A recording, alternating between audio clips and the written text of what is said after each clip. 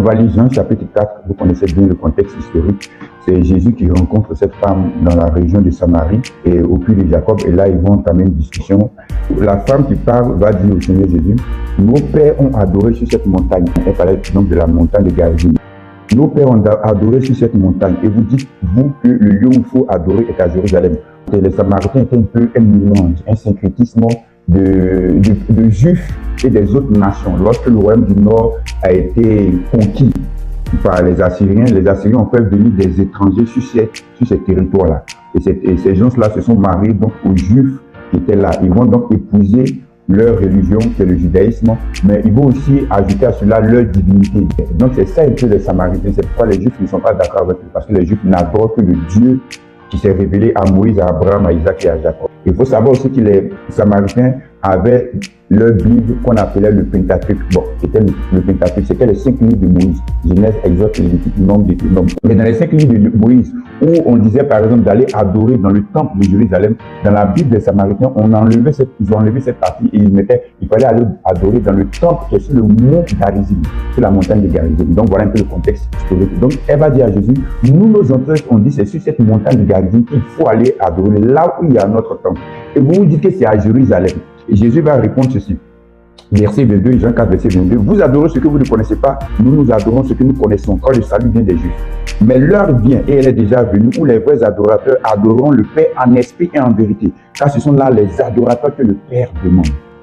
En fait, vous savez, souvent certaines personnes prennent ce texte comme prétexte qui dit non, vous voyez, c'est pourquoi moi je préfère rester à la maison parce qu'on adore Dieu en esprit et en vérité. On n'a pas besoin d'aller dans un lieu physique, donc dans une assemblée, dans une église, dans un temple pour adorer Dieu. On peut rester à la maison pour adorer Dieu, oui.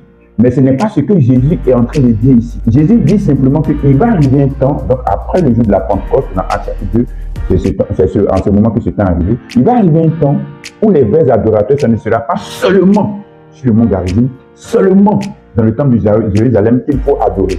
Mais ça sera partout. Donc Jésus n'est pas en train de dire qu'il n'y aura pas de lieu où on va se rassembler pour adorer. Non, non. Pour vous les Samaritains, où c'est seulement le mont Garizim. Pour vous les Juifs, où c'est seulement le temple de Jérusalem. Il va arriver un temps, donc après ma résurrection, où ça ne sera pas seulement dans ces deux endroits où on ira adorer Dieu en esprit et en vérité. Mais ça sera partout dans le monde entier, parce que la Bible dit que la connaissance de Dieu se répandra jusqu'aux confins de la terre. Donc ça sera dans le monde entier qu'on ira pour adorer Dieu. Et c'est ce qui est arrivé de nos jours. Aujourd'hui, ici en France, on adore Dieu. Vous allez voir dans pratiquement chaque commune, il y a une assemblée où on va adorer Dieu. Vous allez voir en Afrique, dans pratiquement chaque commune, dans chaque quartier, il y a des endroits où on va adorer Dieu. Donc cette parole prophétique de Jésus s'est accomplie. Mais ne te dis pas de rester chez toi à la maison pour adorer Dieu tout seul. Non, il faut que tu sois dans un endroit pour adorer Dieu. C'est pourquoi dans Matthieu 18, Jésus va dire, si ton frère t'a offensé, va le voir pour réparer ce tort, pour lui dire ça. S'il ne veut pas t'écouter, va prendre 2 personnes, 2 témoins qui vont venir avec toi pour parler en ta faveur, pour que cette personne puisse te pardonner pour que tu sois réconcilié. Mais si celui que tu as offensé ne veut pas aussi écouter, va maintenant voir l'église. Vous voyez, la Bible va maintenant voir l'assemblée pour lui en parler. Donc, il faut que tu sois dans une assemblée, c'est important. C'est bien sur les réseaux sociaux, moi aussi je suis sur les réseaux sociaux. Mais les réseaux sociaux ne vont jamais remplacer une église locale où on doit se rassembler physiquement, où on va avoir une communion fraternelle avec les uns et les autres. C'est ce que l'auteur du livre d'Hébreux a dit. Il explique dans ce livre-là que, en fait, parlant de l'auteur, que l'ancienne alliance avait beaucoup de cérémonies, avait beaucoup de symboles, avait beaucoup d'images. Mais la réalité de ces choses-là se trouve en Christ, donc dans la nouvelle alliance. Donc le temple physique de Jérusalem, selon l'auteur du livre d'Hébreux, était comme une image du temple que Jésus allait venir bâtir sur toute la terre. Donc ce qu'on appelle aujourd'hui le corps de Christ, de manière universelle. On va lire Hébreux chapitre 10, versets 19 et 20.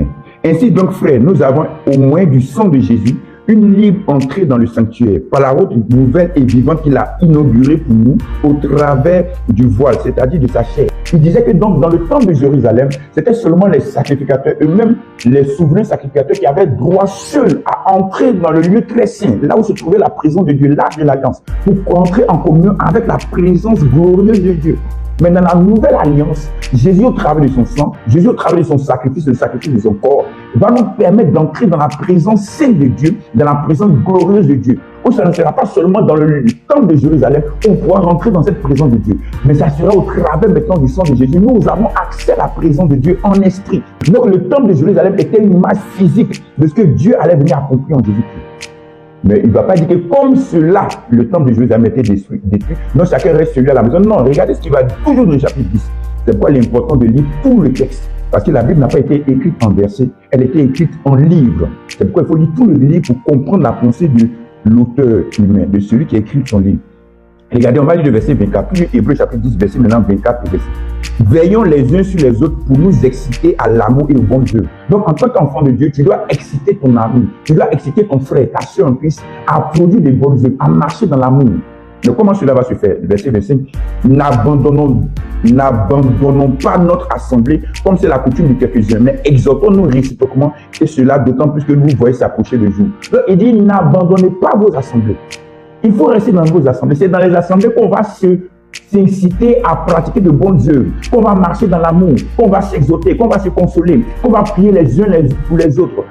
C'est important d'être dans une assemblée pour cela. Donc, quand Bible l'a dit que non, l'ancienne alliance, avec ses cérémonies, ses images, était comme un symbole. Mais toujours est-il que dans la nouvelle alliance, on doit être dans une assemblée. On doit répandre son âme dans une assemblée. Quelqu'un pourrait dire, mais dans cette assemblée, je ne veux pas aller dans les assemblées parce que j'ai été frustré, parce que j'ai été blessé, parce qu'on m'a mal parlé. Mais bien aimé, n'oublie pas que toi aussi, tu travailles dans un endroit, dans une société, peut-être dans une entreprise. Et là-bas, tu as déjà été offensé, tu as déjà été blessé. Mais tu continues quand même d'y aller. Est-ce que tu comprends? Dans ta relation peut-être avec ta fiancée, avec ta femme, avec ton mari, ton fiancé, tu as eu à être blessé par lui ou par elle. Mais cela ne t'empêche pas d'être toujours avec cette personne parce que tu l'aimes par-dessus tout. Est-ce que vous comprenez ce que je suis en train de dire? Donc c'est important. Tu vas à l'école. Et à l'école, là-bas, peut-être le professeur t'a puni ou bien il t'a méprisé, il t'a insulté, il t'a offensé. Mais cela ne veut pas t'empêcher d'aller encore à l'école. Tu continues d'aller à l'école.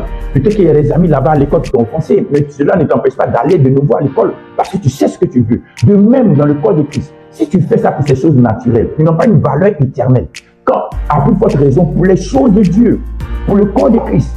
Donc, c'est une instruction.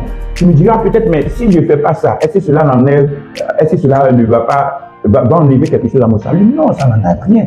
Ce n'est pas ça la question on doit se poser. La question qu'on doit se poser dans l'amour, je te le dis, c'est est-ce que, en faisant cela, en restant sur la maison, je ne désobéis pas aux instructions de Dieu? Si tu désobéis aux instructions de Dieu, parce que dans toute la vie, c'est clair que nous devons nous retrouver dans un endroit pour prier ensemble, dans une église locale, afin de pouvoir mettre au service des autres le don que Dieu nous a donné, le don spirituel, notre amour, le service vis-à-vis des autres, pour faire avancer le royaume de Dieu, être là-bas pour la prière avec les uns et les autres. C'est important de comprendre cela. Donc faites attention à cette subtilité, à ce piège que l'ennemi est en train d'envoyer aujourd'hui avec les réseaux sociaux. On se dit non, moi j'écoute déjà les enseignements sur les réseaux sociaux. Non, il faut avoir un modèle de croissance. Si tu fais cela, tu n'auras pas cette stabilité spirituelle. Tu seras instable spirituellement parce que tu écoutes ceci, tu écoutes cela, tu seras dans une confusion totale. Il faut que tu sois dans une assemblée qui prêche la parole de Dieu, qui prêche les Écritures, et là-bas tu répands ton cœur, tu mets ton cœur au service des autres, et c'est ainsi que tu vas grandir dans la stabilité selon les choses de Dieu. En tout cas, que Dieu vous bénisse.